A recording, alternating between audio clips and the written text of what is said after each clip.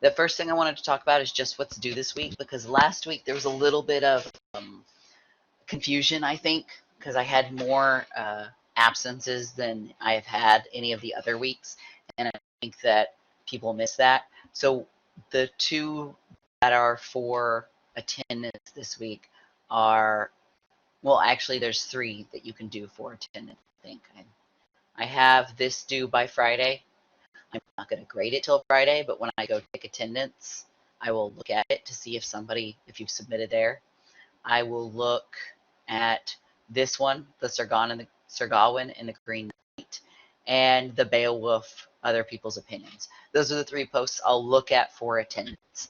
Um, what happens though is if you don't post in those, I try and look for you posting anywhere this week for attendance. The only thing I can't use for that is Padlet because there's no timestamp. So if you're counting on doing a Padlet and saying, "Hey, I did something," it's really hard for me to know that you did that because there's no timestamp. That being said, Padlet, that there's still several people that have not posted their alphabet, their name in runes on that Padlet, and that is a grade. So try and get that in. That's one of those things that will impact your grade when I submit on Friday. And I'm doing that Friday morning. Grades are due at noon, and I'm not going to wait until noon to submit it. I'm going to be doing that as early as I have a chance. So don't count on turning things in on Friday and me seeing it on time. Count on Thursday night. Okay. So anything that's due Tuesday for attendance, I'm not going to grade. Usually I go ahead and put 40 points in, and then I fix it after the end of the week, and I put the total 100 in. But that does mess up your grade in the time being. I usually do that so you know what's going on, but I don't want to mess you up.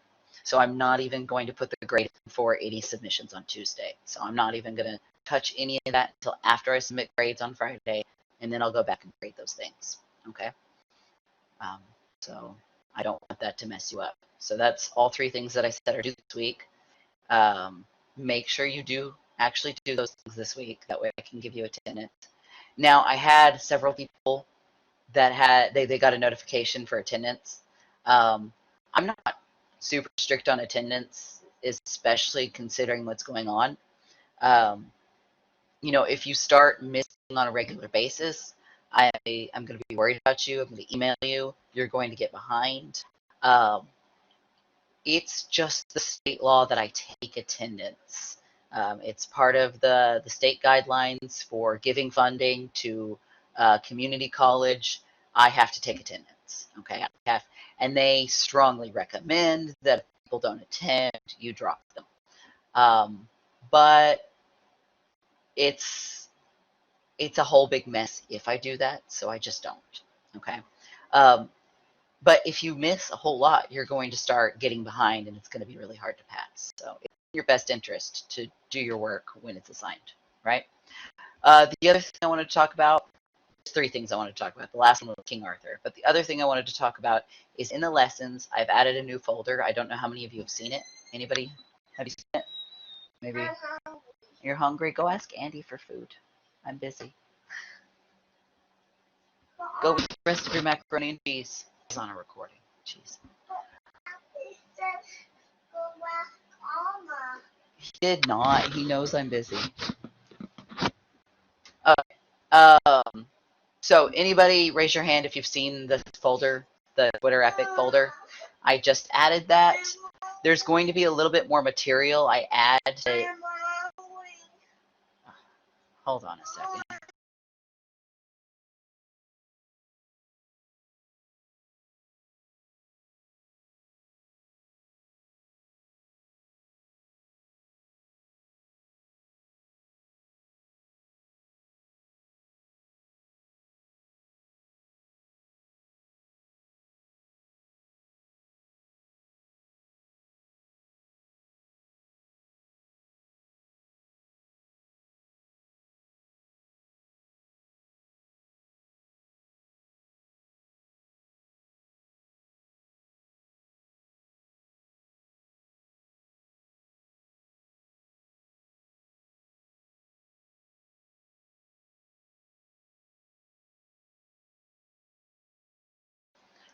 I'm sorry about that. Can you hear me? Okay. So what I was saying about the Twitter epic, and I'm gonna review this video and just cut out the blank spot because that's really annoying. Um, there's Twitter epic assignment sheet and there's the Twitter epic sign up. It's the project is due November 28th. But you should start looking at it now. I'm going to open the assignment sheet and share that window with you in a second. And let's see, share application screen. There, no, it's the sign up sheet. I didn't mean to open that one. Okay, this is the assignment sheet. So there are 14 choices. So no more than 6 people per epic, and there's definitely enough to go around. These are all the epics that are considered British literature before 1800. But let's go to the assignment sheet.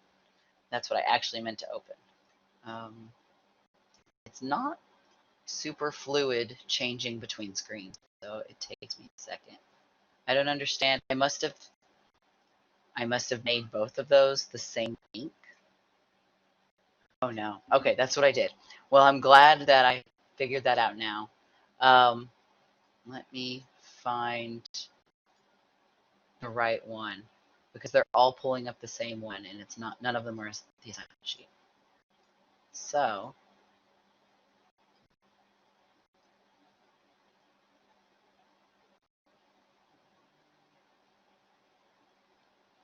oh, there it is. Okay.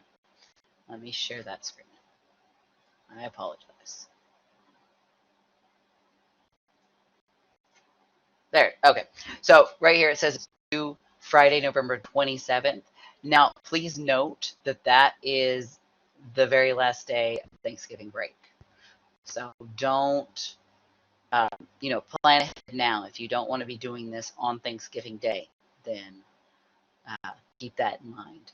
But if you are feeling like everything's piling up and you need to save some of it for Thanksgiving week, then, it's not due till the end of the day on Friday, November 27th. So what you are going to do is you're going to write a British epic in 10 tweets. Right there. And remember that each tweet is 240 characters long, so you need to plan accordingly. So you can use your current Twitter, you can make a new Twitter account, and I think that there's even like a fake Twitter out there. In a couple of days, I have an example I'm going to post. It's of Gilgamesh, so it's not British, so you can't like copy it. Not that you would, but I'll post my example, and it's just retelling the tweet. You can use modern language, that's fine, but just don't use slurs. And if you're unsure if something's a slur, just err on the side of caution. Or you could email me, but I'd rather you just, if you're not sure if it's going to offend somebody, maybe just don't put it. Right here, this is a Google Doc, and I will make this link available in a minute. And you can see that the task is, rewrite a British epic in 10 tweets. It's due Friday. The details are you must have an 11th tweet that has a citation, and you also must include a fact sheet as part of your submission. And the details for the fact sheet are the next page. I was trying to get it so that this last page was all by itself, and you could basically copy it and do it that way. But you'll just have to copy this, put it on your sheet. And this is going to have to be part of your submission. And it's full title, the date it was written, author, original language, translation, just some basic facts so that I can glance at that just in case I'm having trouble following along. This is, well, it's not impossible, and it's really not even that difficult. You are probably going to have some trouble writing an epic in 10 tweets because it takes some negotiating as to what are the important details of that epic. These are the choices. We've got, this is an Old Irish and I cannot pronounce it. And of course, you'd have to get a translation. Beowulf, Waldare. This is in Middle Irish. I can't pronounce it. You've got the Bruce, Siege of Jerusalem, Troilus and Cressida by Chaucer, the Wallace. I'm not going to read them all. of these you may have heard of. But to prevent everybody from, to prevent 20 people from doing Beowulf, I am putting a cap on 6 people per epic. So are there any questions about that assignment?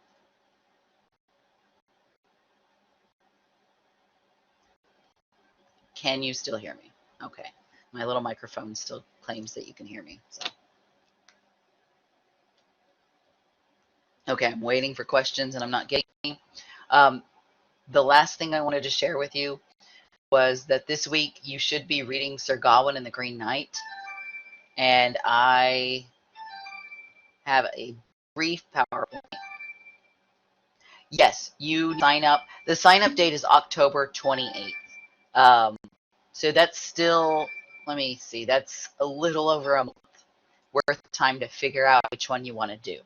But I really want you to cut it off like that day, because some people will sign up and then 2 weeks later they'll realize they want to change it. So by October 28th, you need to have a very firm idea of which epic you're going to do. Okay, sign up for it. You'll read it. Some of those you should be able to check. Project Gutenberg has not PDF, but HTML. It has free ebooks, basically. So most of those should be on Gutenberg.org. I'm going to put this in the chat. So you should look there, especially if, for which ones are available, especially if you don't want to buy a book. But you are going to have to read it, or at the very least, read it closely enough to write. Is essentially an epic or a tweet version of a summary. So to prevent you from just summarizing, the epic fact sheet has a point where I ask you, what are the major themes? What's the setting? What's the point of view? And what's the narrator? Okay. Any other questions about that? I haven't checked Gutenberg.org to see which of those are on there, but anything that's in the public domain is usually on there. And these works are digitized by volunteers, and it's all free. So it's a huge collection. Now, admittedly, that's not the best way to read something. It's some people don't like reading in that format. But okay, so you should be reading Sir Gawain and the Green Knight. It's an alliterative poem, just like Beowulf. It was written during the alliterative revival. Why is that word hard to say? And I've already posted PowerPoint on Blackboard for you to look at, and it's very detailed, and it's mostly about Sir Gawain and the Green Knight. All I wanted to do was introduce you to King Arthur a little bit, because this isn't the only King Arthur-based story you're going to be reading. So King Arthur, some of you may have heard of him. Most of you, I say most people have heard of him. I always get 1 or 2 people that are like kind of fuzzy on it. Some of you may know the story of King Arthur. If you recognize the image to the left, does anybody recognize that image? Have you seen this movie? It was written, or it came in 1963. And so it's before my time. But, and I was looking at the Wikipedia page for it, and they released it to home video in 1991. And so I think that's why we owned it in my house, because they had just released it to video, and we had tons of VHS tapes when I was a kid, as I think most people did, and that was all you could do to watch TV. So has anybody seen The Sword in the Stone by Disney? You can click the little raise hand if that's you. Okay. There's not very many of you in here, so I don't know. Does this time work, Freddie? I was trying to do this time to give people in 4th period a chance. So I don't know if this is a bad time for most people, and that's why nobody's here. And I think I'm going to alternate. Next week I'll do it again around the 11:30. Is that in 4th and 7th period are? I mean, 3rd and 7th period is 11:30. Okay. Maybe. So in this version, and it's not too far from the source material. In this version, Arthur grows up as a peasant named Wart before Merlin, Merlin the wizard, I'm sure you've heard of Merlin at least, finds him and starts to educate him, and then he ends up in a courtyard and pulls the sword of the stone, and that's how they know he's the true king of England. So um, that's basically what happens in the Sword and the Stone, and some magic turning into various animals, and it's a lot of fun.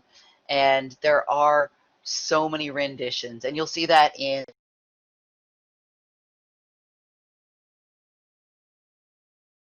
there's a couple of slides where I really show you all the different, like, not even all of them, just several versions of King Arthur that are out there before you even hit modern day cinema and TV shows. So King Arthur was a Celtic king. He was born of magic, adultery, and lies. His father, Uther Pendragon, didn't have an heir and was in love with um, the queen of a neighboring uh, kingdom.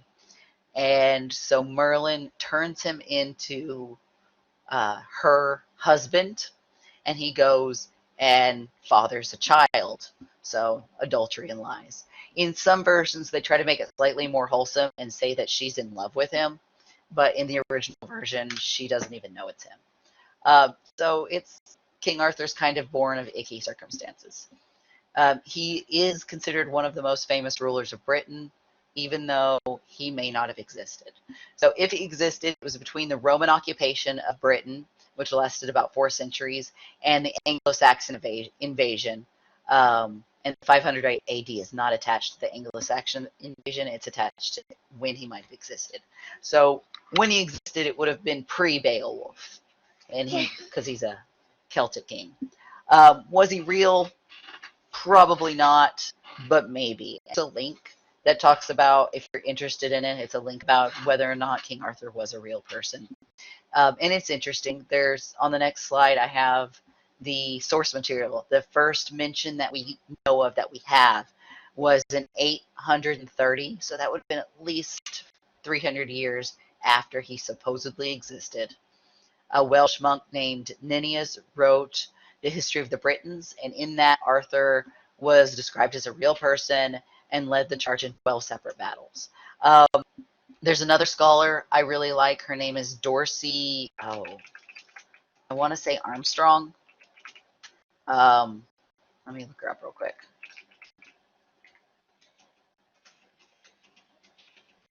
And she explains, yeah, Armstrong is how you say her last, how you write her last name.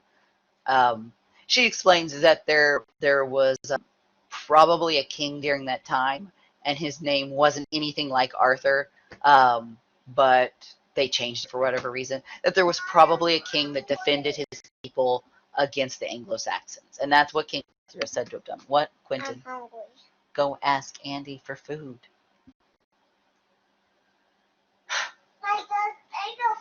I feed my children, I promise. Go eat another popsicle. But no. Okay. So that's the first record right here of King Arthur. The second record is also intended to be historical. It's Geoffrey of Monmouth, the Historia Regum, and I'm not pronouncing that right because it's Latin. And he went into a lot more detail about King Arthur. And from there, people were inspired and started branching off of that one historical record and wrote tons and tons of stories.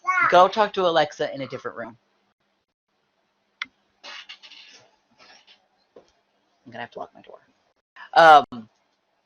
And Geoffrey of Monmouth mentions that he had a record from a Celtic monk. So not this guy.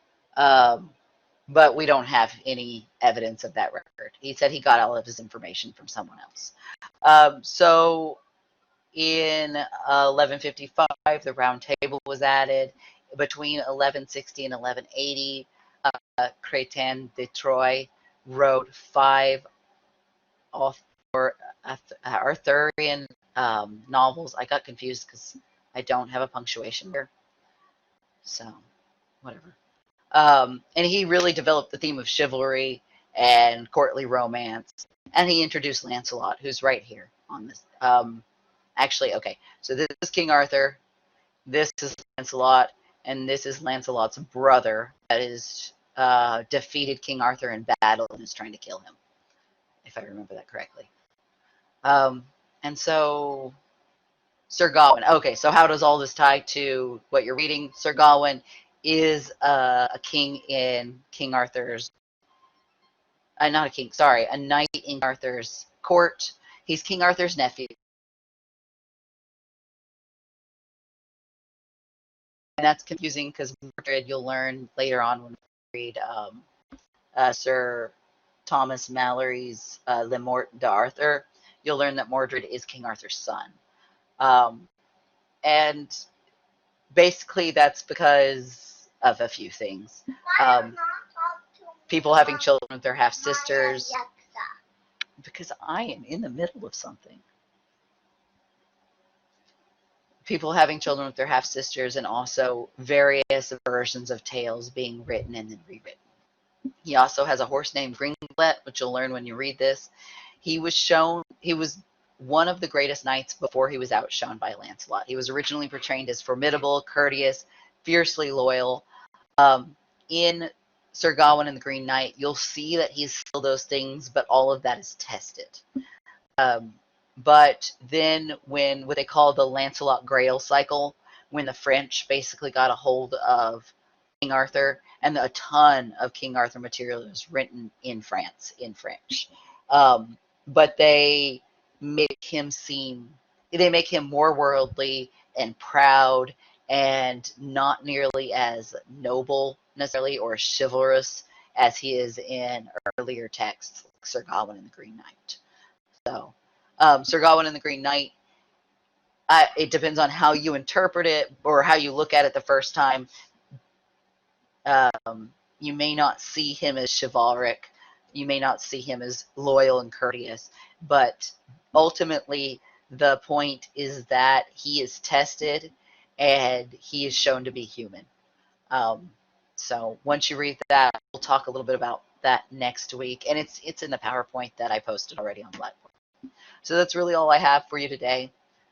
It was just a short PowerPoint about who King Arthur is, where did he come from, because he's incredibly popular and famous, and you will be reading about him again in a few weeks. Oh, I also wanted to show you the schedule that I posted. Has anybody seen the schedule? Let's see, share application screen.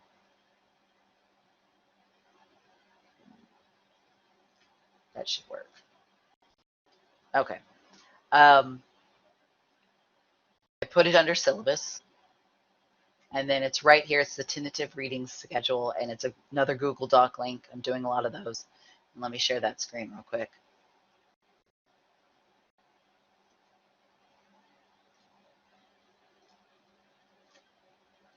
And I was trying to make it neater, but this is just what it is. This is approximately where we are. We're finishing up Beowulf. We're talking about Middle English literature, and we're talking Sir Gawain and the Green Knight. I will be posting information about the literary criticism paper, but I'll probably post it closer to next week. I might have it up this week, and I'll send out an announcement as to where everything is. And then you can ask questions about it next week when we meet. I'm thinking next week will be 11:30 to get the 3rd and 7th period students. And I'm just going to alternate it that way. Does 11:30, does that work for some people?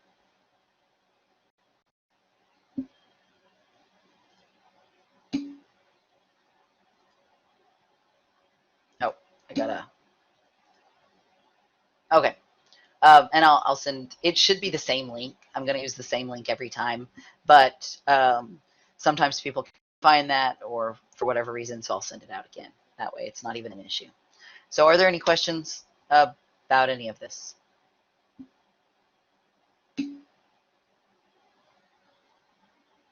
Yes, the Boast Like Beowulf and the discussion are due this week. Focus on the Boast Like Beowulf first, and then the other stuff. But it's all due Friday. And then what I do is Sunday, during the day, I go and look at when you posted and use that to take attendance. And I, prefer you to post on Tuesday, Friday. Usually that's how I grade you. But this week, it's going to be, if you posted it any time this week, you'll, as long as you've done it twice, 2 different days, then you'll get attendance for both days. Oh, um, I mean, you saw the assignment. The special format is like Beowulf. It's you're gonna have a very like chant-like beat. So da da da da da da. You're going to be announcing yourself. You might announce yourself in person. A lot of people do that, and you're going to be bragging about any of the special things that you do or have done, and even any of the things you plan to do. Because Beowulf does boast about, I am going to take out Grendel, and he's going to do it. He's going to do it just like Grendel. He's not going to have any weapons, and he's going to be without armor and also presumably without clothing. The movie portrays it that way. So completely naked because Grendel's completely naked, and that's what he's going to do. And then he follows through, and he actually does that. And I'm telling you some of that information because there will be a quiz coming up. It's going to blend Beowulf, The Dream of the Rood, and Sir Gawain and the Green Knight. It's mostly going to be fact-based. Just it's a reading check to make sure you've read. So, um, so yeah, just I might be able to come up with an example from one of the past classes and put it up there. I need to ask them and make sure they're okay with it. But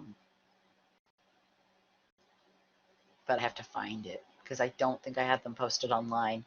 So I had them turned in by hand. So I actually have to go find somebody's post and give that as an example.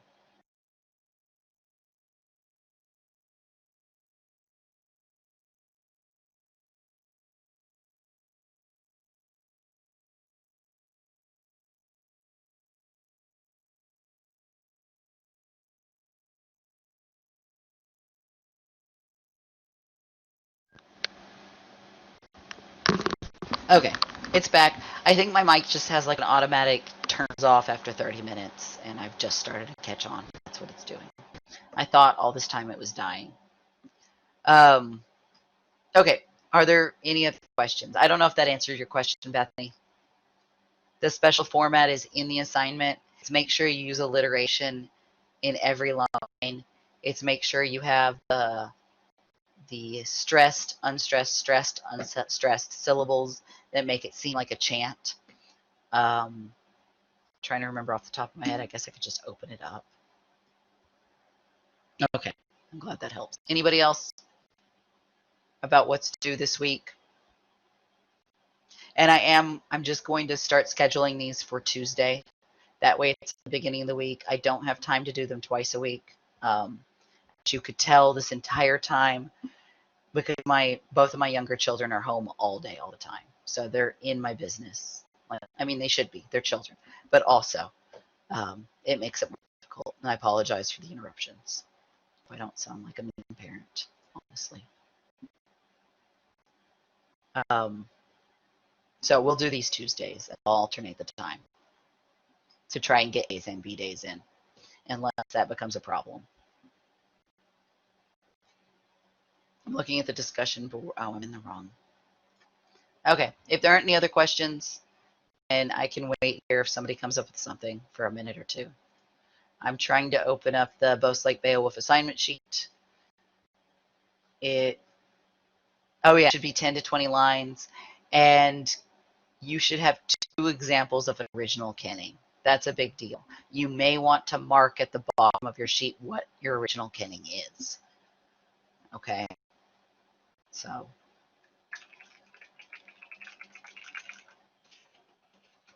you know what a kenning is? You should, because in one of the PowerPoints, but sometimes I wonder if that's informative enough. So, and I feel like I talked about Kinnings last week, but I can't remember. If there aren't any questions, I'm going to end this. Thank you.